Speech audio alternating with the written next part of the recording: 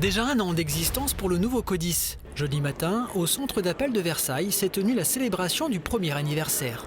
Souvenez-vous, ce nouveau CODIS a été lancé en janvier 2017.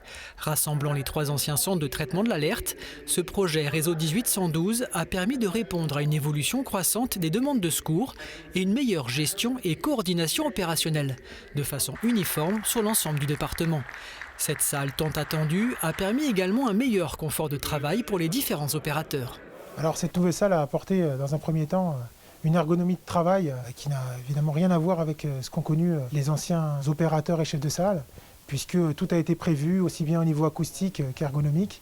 Et c'était une qualité de travail qui est énorme. Cette qualité de travail pour Yanis Bouder, opérateur depuis 1 an et demi, lui permet de découvrir aussi l'ensemble du territoire du département. Moi, ce que j'ai énormément aimé, c'est de travailler avec d'autres personnes. Ça a été très enrichissant.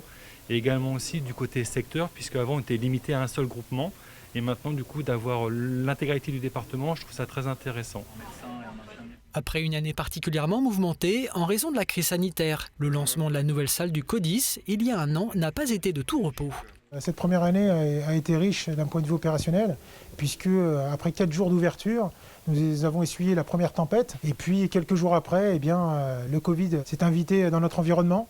Et nous avons dû rapidement nous adapter avec des relations régulières et particulières avec le SAMU, trouver des solutions pour répondre aux appels massifs qui affluaient des Yvelinois. Et ça nous a permis de nous adapter très rapidement. Cette nouvelle salle, qui accueille chaque jour plus d'une quinzaine de sapeurs-pompiers, a dû s'adapter et prendre en compte de nouvelles procédures. Pour Alexandre Florent, être opérateur au CODIS, c'est être aussi un maillon décisif dans la chaîne des secours. On a quand même un pouvoir assez exceptionnel, c'est de pouvoir donner des conseils par téléphone avant l'arrivée des secours. On n'est peut-être pas les premiers secouristes, puisque les premiers secouristes sont les requérants qui appellent les secours, mais on est le premier maillon de la chaîne du départ pour les sapeurs-pompiers. Et ça, pour moi, c'est important de pouvoir prendre l'appel et surtout conseiller les gens sur les premiers gestes à effectuer. C'est bon, mes collègues sont alertés, ils arrivent, madame. Pour Michael Bougan, l'expérience de la salle unique demeure un passage incontournable pour la profession.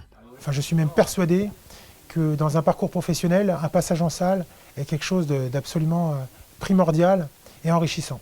Enfin, dès l'année prochaine, un défi sera relevé, celui de l'arrivée du projet Nexis, un nouveau logiciel national d'alerte pour les centres d'appel d'urgence, un projet auquel le CODIS devra également s'adapter.